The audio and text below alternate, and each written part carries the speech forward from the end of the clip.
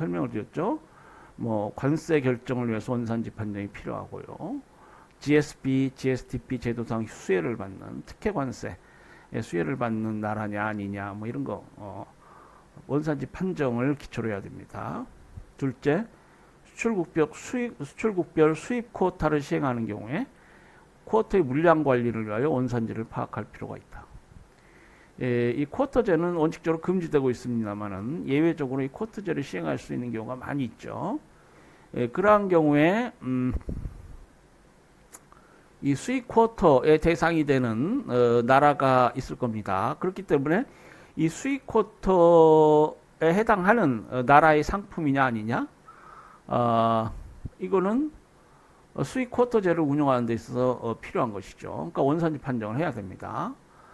셋째, 소비자 권리 보호를 위하여 원산지 구별이 필요하게 된다. 소비자가 자신이 사용하는 물품이 어느 국가에서 산출된 것이라 알고 소비하도록 원산지에 대한 정확한 정보를 제공해야 한다. 그러니까 이제 어느 나라산 우유가 아주 품질이 좋다랄지 뭐 이렇게 알려져 있잖아요. 그런데 이게 허위로 원산지를 표시하게 되면 소비자 권리 보호를 할 수가 없죠. 대표적으로 우리 그 소고기 있잖아요. 한우가 이제 좋다. 뭐 이게 많은 사람들이 이제 동의하는 것인데 이게 한우도 아닌데 한우라고 표시한다거나 뭐 이런 것들은 이제 문제가 돼. 소비자 권리 보호상 문제가 됩니다. 자, 넷째, 덤핑이나 보조금 지원에 대한 판정을 위해서 원산지 파악이 필요하게 된다. 덤핑 제도 관련해서 뭐 조사하고 뭐 그러잖아요. 그러면은 지금 일정 기간에 그러니까 지금 어느 나라가 보조금을 지원했느냐, 보조금 조치에 해당이 되느냐, 그리고 그에 대해서 뭐 상계관세를 부과한다라고 했을 때 당연히 원산지가 어느 나라냐를 알아야 되겠죠. 그래서 보조금 조치에 해당하는 국가가 예컨대 뭐저 인도다라고 했을 때 이게 인도산 상품이면은 상계관세를 부과한달지, 또 덤핑 가격 결정 시에 이제 그 국내 정상 가격하고 수출 가격을 비교하잖아요. 그럼 뭐 국내 정상 가격을 알아내야 되는데 이 상품의 원산지가 어디냐, 뭐 국내라고 했을 때 그 국내가 어디냐, 뭐 이걸 알아야 되죠. 그러니까 원산지 파악이라는 것은 이 무역 행정에 있어서의 어떤 그 ABC 시작이 됩니다. 자, 다섯째, 국가 간의 통상관계, 무역 정책의 수립, 무역 행정관리, 무역 통계 등과 관련하여 수입 물품 원산지를 파악할 필요가 있다. 그렇죠. 여러 행정 목적성이 필요합니다. 특히 통계 관련해서도 의미가 있고요. 우리 언젠가 그 통계에 지금 반덤핑 조치 관련해서 제재를 받은 나라들 쭉 통계가 있는데 그 나라, 그 상품 원산지국이 어디냐 이걸 알아야 그 통계를 낼 수 있잖아요. 그래서 필요합니다. 그게 또 무역정책 수립. 이 나라는 우리나라와 적대 국가고 우리나라의 만성 무역 수지 적자를 주는 나라다. 여기에 대처해야 된다. 무역정책을 수립하려고 그러겠죠. 그러면은 도대체 이 나라 상품이 뭔지, 원산지, 이 상품이 어느 나라 국가의 상품인지 이걸 알아야 됩니다. 그래서 이런 여러 목적에 봉사하는 것이 이 원산지 판정에 관한 원산지 규정이라고 할 수 있겠습니다.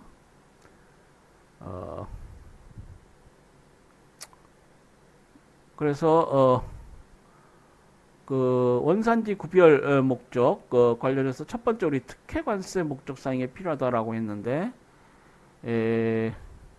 원산지 규정이 이러한 경우에 관세라는 것 그리고 상품 무역이라는 게 여전히 지금 뭐 산업 구조가 고도화돼서 서비스 산업이 비중이 높아지고 뭐 그런 얘기합니다만은 그러니까 무역 거래에 있어서도 서비스 무역 비중이 높아지긴 합니다. 그러나 여전히 이 관세랄지 상품 무역 비중이 역시 가장 중요한 부분이고요. 그래서 이 관세 부과 관련해서는 지금 원산지 규정 관련해서 특혜 원산지 규정, 비특혜 원산지 규정. 그래서 원산지 판정에 관해서 두 개의 어떤 기준을 운영하는 나라도 있고 그렇습니다. 자, 그래서 이 원산지 규정과 수출은 이제 매우 중요한데요. 수출국 이외의 원산지를 별도로 파악하는 것이 필요한 것은 수출국만을 기준으로 하여 파악해서는 국제무역관리상 충분하지 못하기 때문이다. 그래서 오늘날 재화의 생산과 이동이 매우 다양하다. 국제무역에서 상품이 생산지에서 소비지로 직접 이동하지 않고 제3의 중개지역을 통하여 수출입되는 경우가 많다. 그렇죠? 또 상품에서 해외의 부품이나 중간재 사용이나 조립 가공 생산과 같이 제품의 부분별로 혹은 생산 단계별로 생산 지역을 달리하는 경우가 많다. 그러니까 단순히 수출국 상품이다. 수출국 기준으로 원산지를 판정할 수 없습니다. 예? 그렇죠? 지금 미국에서 수출된 상품이지만 이것이 중간 단계는 캐나다, 중국 공장 이럴 수가 있어요. 그리고 실제로 그 본부 이건 다국적 기업이라서 본부는 한국일 수도 있고요. 그렇습니다. 미국의 법인을 미국 법에 따라 법인을 설립해가지고 미국은 법인 설립 관련해서 이제 주법을 봐야 됩니다. 미국의 어느 주법 따라 법인을 설립해서 미국 기업이고 법 형식적으로는 미국 기업이고 실제 그 오너는 한국인이고 그럴 수가 있습니다. 캐나다산 원자재를 사용해서 중국에서 그 조립 가공 생산한달지 그런 경우에 꼭 수출국이 미국이라고 해서 미국산이라고 할 수 없어요. 제품이 한국가에서만 생산되는 경우는 당연히 그 국가가 원산지로 되지만 생산 과정에 2개국 이상이 개입되는 경우에는 수출국만을 원산지로 하기 어렵고 어느 국가를 원산지로 할 것인가 이걸 결정해야 하는 문제가 따르고 그래서 이제 원산지 판정에 관한 규정들이 있습니다. 근데 문제는 지금 이제 우리가 국제통상법을 공부하니까 WTO 법상 문제는 그 결정 기준이나 관리 규정이 국가마다 다양하다는 것입니다. 그러니까 불명료하고 또 어떤 경우는 나라마다 달라서 기업이 차별받고 또 너무 복잡하고 그래서 국제무역에 있어서 장애 요인이 되었다. 그래서 이러한 국내법, 원산지 규정 이런 것들이 이제 무역의 장애가 될 수 있고 이제 WTO의 관심 사항이 되는데요. 자, 제일 쉬운 방법은 뭐겠어요? 원산지 규정을 국제적으로 통일해 버리면 되죠. 우리가 여러분 국제거래법 공부하시면 통일사법이란 말 들어보시죠. 우리가 그 국제사법이랄지 이런 법을 통해서 중거법을 찾고 복잡합니다. 그러니까 나라들이 모여서 실제로 통일사법을 만들어 버리면 제일 쉬워요. 그 대표적인 예가 UN 물품 거래에 관한 유엔 협약입니다. 비엔나 협약이라고도 하고 CISG라고도 하는데 그 물품 매매 계약에 관련해서 그 실체 규정들을 통일하고 지금 가입국 수가 굉장히 많습니다. 이때 통일이라는 것은 완전한 통일은 아니죠. 가입국 수에 따라서 달라지겠습니다만은 기존의 헤이그 협약이랄지 이런 거에 비해서 지금 100개국 넘을 겁니다. 100개국 넘는 나라들이 가입국이 된 어떤 통일사법이 이제 큰 하나의 국제거래법 역사에서 성과가 되는데 이 원산지 규정은 이제 물론 이제 이건 사법은 아니죠. 그 원산지 판정에 관한 공법입니다. 공법. 나라가 무역 행정하기 위해서 필요해서 만든 법인데요. 이거 통일해 버리면 돼요. 통일사법처럼 그 교토 협약이 체결된 바 있습니다. 그 국제적인 통일을 위해서 노력하자. 그러나 이 교토 협약은 원산지 결정에 있어서의 통일된 원칙을 채택하지 아니하고 실행상의 강제성 없이 일반적으로 사용되는 재반 원칙을 망라하는 데 그쳤으며 미국을 비롯한 대다수 국가들이 참여하지 않아 국제적인 협약으로서 규범성이 약하였다. 그래서 이제 미국은 언젠가도 말씀드렸나요? 좀 국제적으로 비협조적인 나라로 이게 많이 찍혀 있습니다. 이 우루과이 라운드에서 원산지 규정의 무역 장벽적인 요인을 제거하고자 이를 독자적인 협상 의제로 하여 원산지 규정 협정 Agreement on Rules of Origin을 체결함으로써 원산지 규정의 국제적인 통일을 기한과 동시에 명령하게 되었다. 자, 그래서 이제 이 원산지 규정 협정을 뭐 간략히 보겠습니다만은 이제 일단 원산지 규정에 관한 통일 원산지 규정을 만드는 것을 원칙으로 하고요. 그 통일 원산지 규정이 만들어질 때까지 어떤 과도 기간에 적용될 그런 조항들 뭐 이렇게 구성되어 있습니다. 자, 그러면 이제 원산지 결정의 기준 나라들이 이렇게 구구하다고 하는데 보통 가장 많이 이용되는 원산지 결정 기준이 뭐냐? 우리 교재에도 있지만 이 완전 생산 기준하고 실질적 변형 기준 두 가지로 크게 나눌 수 있습니다. 완전 생산 기준은 wholly produced criteria 원어로는 이제 그렇게 되는데 어떤 한 국가에서 생산이 완성되는 특성을 가진 상품에 적용되는 기준이며 주로 농산물이나 광물 등의 인차 상품에서 적용될 수 있다. 생산이 완성되는 특성 이 있는 그런 상품의 경우에는 완전 생산 기준이 됩니다. 농산물이 무슨 중간 가공 과정이 딴 나라에서 행해지고 뭐 그러진 않죠. 뭐 광물도 그렇고요.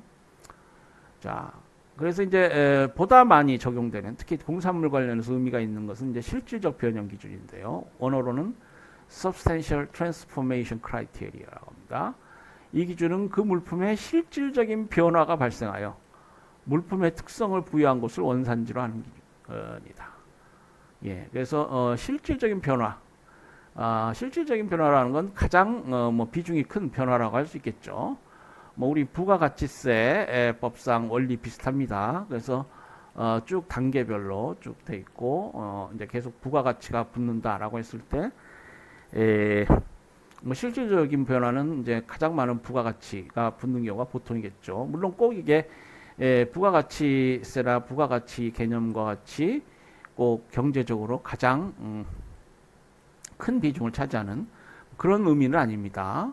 그 물품의 물품 유형제로서의 물품을 기준으로 해서 가장 중요한 변화가 발생한 것이 어떠냐 뭐입니다.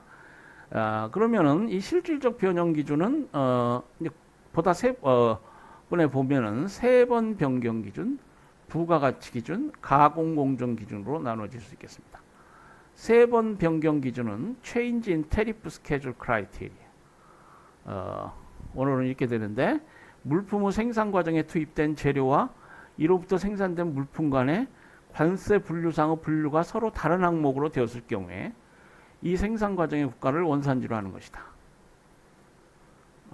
그래서 캐나다산 목재 이것이 이제 가구로 되었다. 그러면은 이제 목재는 우리가 언젠가 그 상품 분류 시스템 살펴봤죠. 그 세계 관세 기구가 있습니다. 거기에 이제 상품 분류 기준이 있는데 조화된 어떤 상품 분류 기준이라고 불렸죠. 그랬을 때 이 목재와 가구는 다른 상품이 됩니다.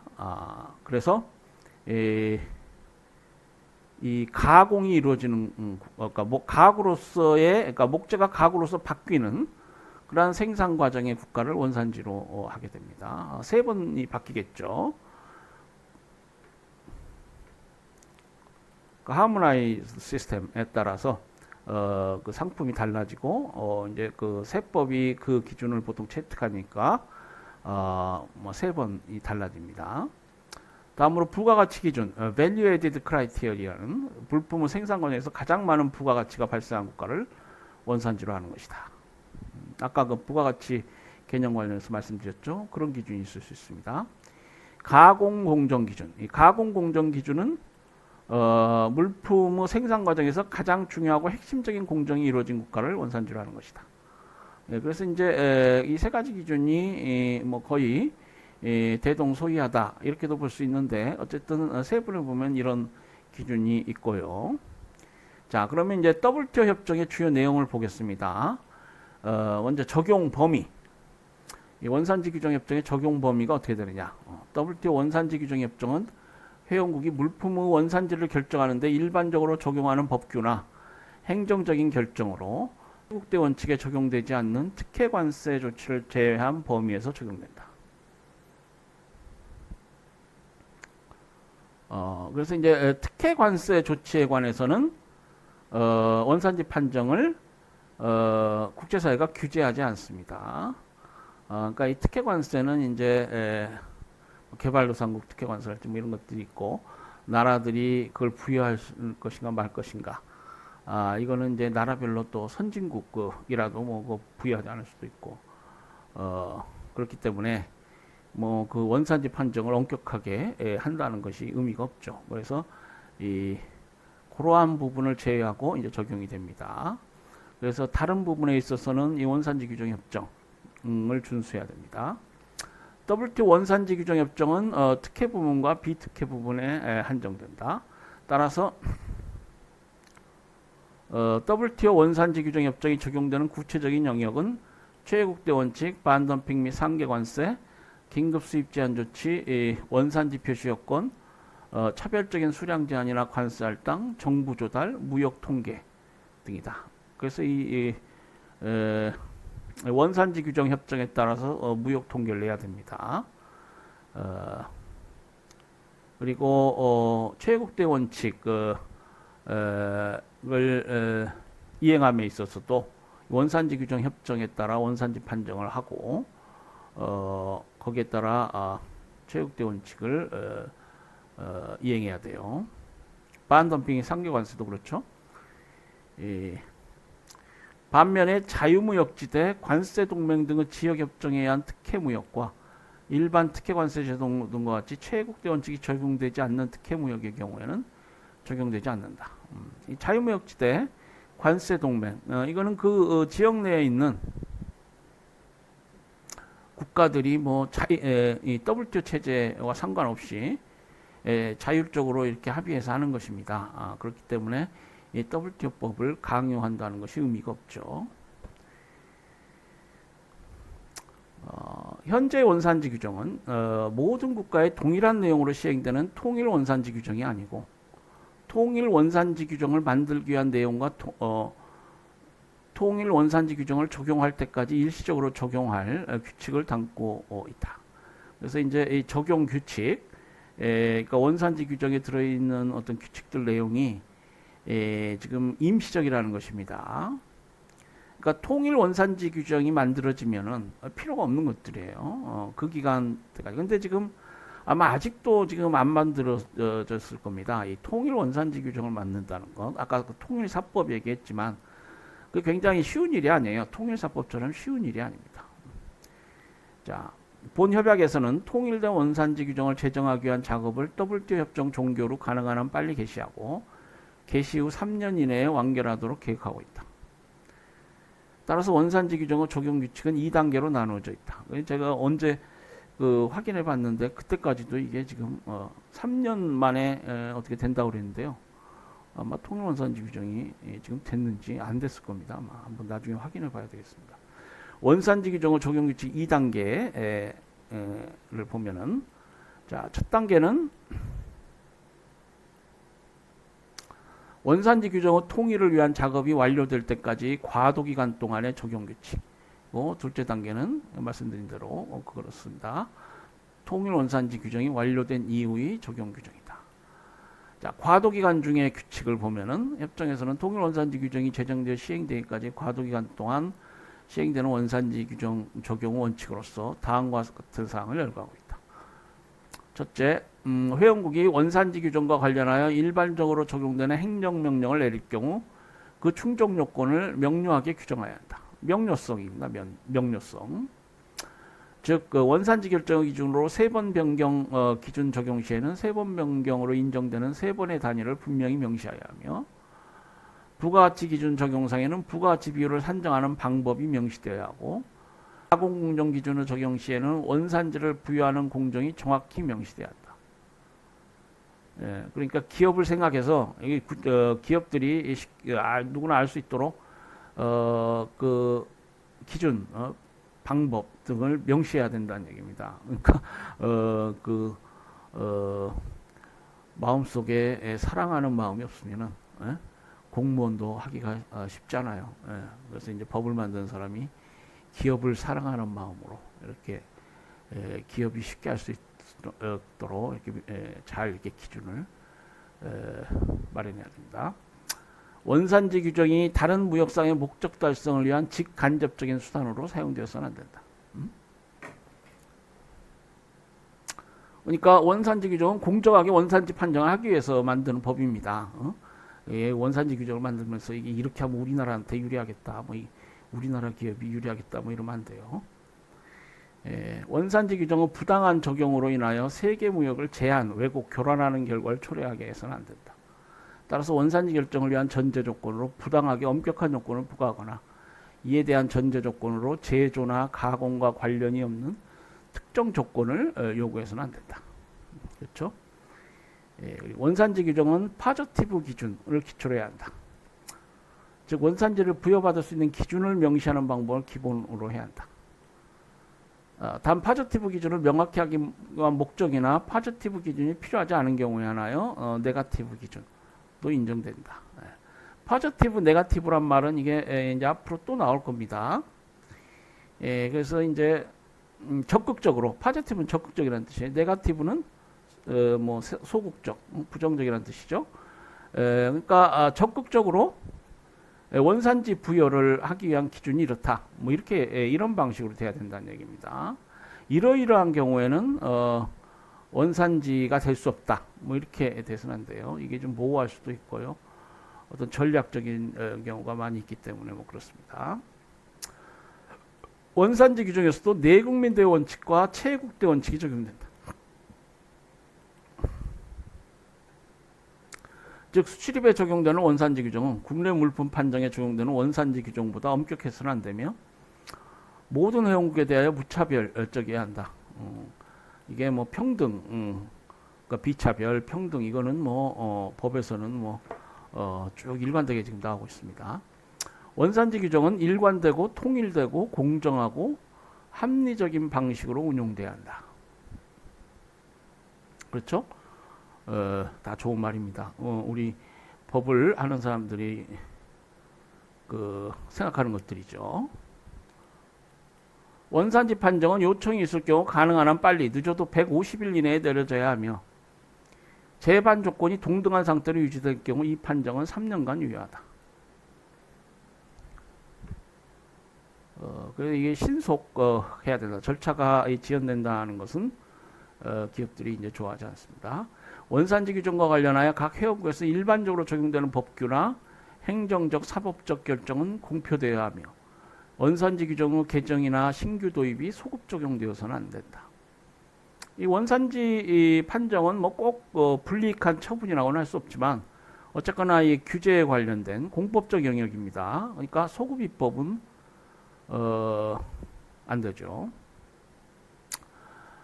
원산지 판정과 관련한 행정조치는 모든 사법 중재, 행정재판이나 절차를 통하여 재심될 수 있으며 이에 따라 판정의 번복이나 수정이 가능하다. 예, 그러니까 소급입법 금지 원칙 말씀드렸습니다만은 우리 보통 그 사법의 경우는 어떻게 되나요? 사법은 이제 국가가 뭐 법치주의를 한다는 것이 결국 뭐 나폴레옹도 통일 사법재판소이긴 했습니다만은 이 사법은 그 한 나라가 되지 않으면은 이게 통일사법재판소를 만들 수 없죠. 예. 그래서 지금 통일사법재판소는 없고요. 나라마다 각 사법이 이제 구가할 수밖에 없는데 아까 통일사법 얘기는 했습니다만은 보통 그 행위시 기준으로 소급입법이 엄격하지는 않죠. 예. 그러니까 뭐 재판 서비스를 제공하는 것인데 그에 비해서 이제 공법 영역 특히 불이익 처분을 하는 경우에는 이 소급입법 금지 원칙이 근법에 아주 중요한 원칙이 됩니다.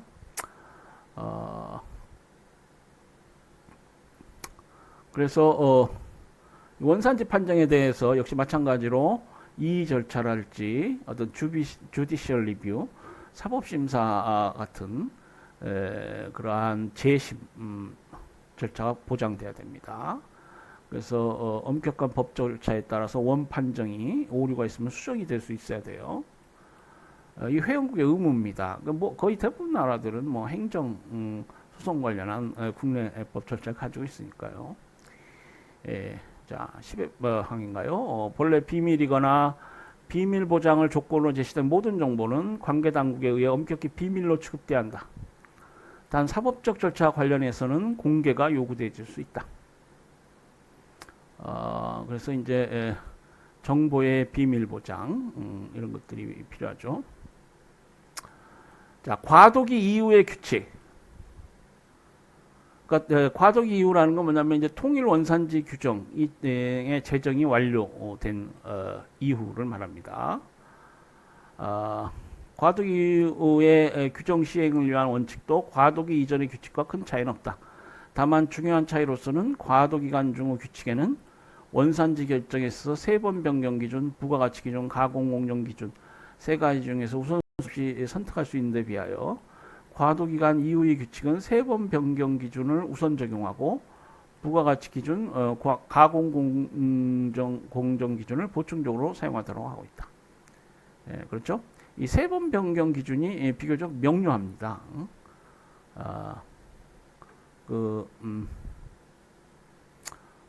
상품 품목 분류에 따라서 3번이 변경했다. 이게 가장 명료하죠. 뭐 부가가치가 가장 많은 나라, 또 아까 뭐 가장 중요한 가공 공정이 이루어지는 이건 좀 모호하잖아요. 그래서 제1원칙으로 이 3번 변경 기준을 우선 적용하고요. 그 외에는 뭐 여전히 뭐 무차별 원칙이라든지 이런 것들은 과도기 이후에도 적용되는 그런 원칙들이 되겠습니다. 그 원산지 규정에 이제 통일 작업이 필요한데, 그래서 이제 통일이 된 이후에는 이제 두 번째 단계 규정이 적용되고, 뭐 그 이전에는 첫 번째 단계 규정이 적용되겠습니다. 자, 그래서 이제 WTO법에서는 이 모든 국가에 동일하게 적용할 통일 원산지 규정을 제정하기 위한 작업을 말씀드린 대로 WTO 협정을 가능한 한 빨리 개시하여 개시 후 3년 이내에 완결하는 것으로 했고요. 이에 따라 원산지 규정위원회와 기술위원회가 관세협력이사회의 지원하에 작업을 진행하여 1998년 7월까지 완료하기로 되어 있었다. 그러나 만료 시한이 수차례 연기되었고 아직까지 완료하지 못하고 있는 상태다. 저도 아마 그렇게 알고 있습니다. 이게 지금 지지부진해요. 앞으로 마련해야 할 통일 기준은 첫째, 전적으로 한 나라에서 생산되었다고 할 수 있는 기준과 원산지에는 영향을 미치지 못하는 최소한의 공정 기준.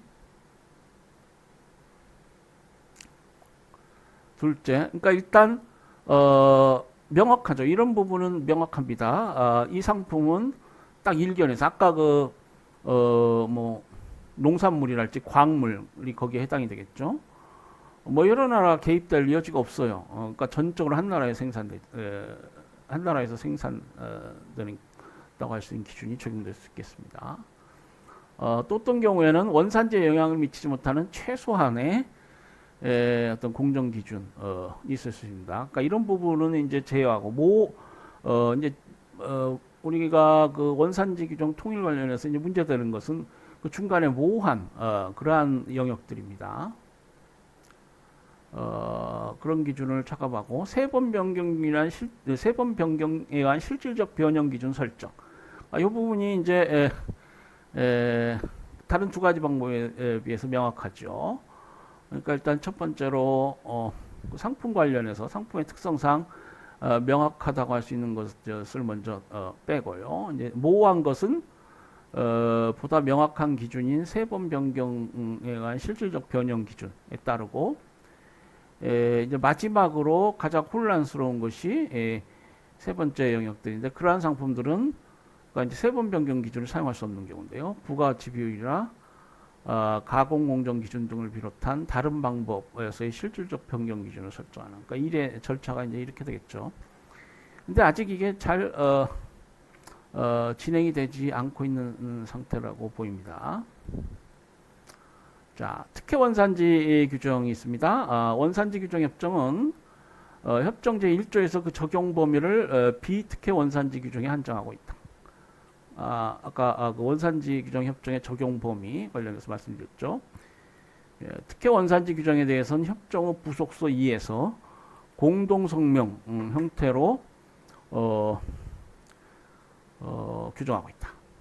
그래서 특혜 원산지 규정에 관한 공동성명에서 각 회원국이 보장하기로 합의하고 있는 내용은 다음과 같다. 보면은 공동성명에서 채택하고 있는 특혜 원산지 규정 운용에 대한 규정 내용은 특혜 원산지 규정 적용이 갖는 특성상 비특혜 원산지 규정에만 해당될 수 있는 사항은 제외되고 있다. 즉 원산지 규정이 다른 무역상의 목적 달성을 위한 수단으로 사용 금지 조항, 세계 무역의 제한, 왜곡, 교란 결과를 초래하지 않도록 해야 한다는 조항, 뭐 내국미대 원칙, 뭐 등등 이런 조항들은 비특혜 원산지 규정에만 해당이 되는 경우에는 이게 제외되죠. 뭐 이런 것들이 의미가 없어요.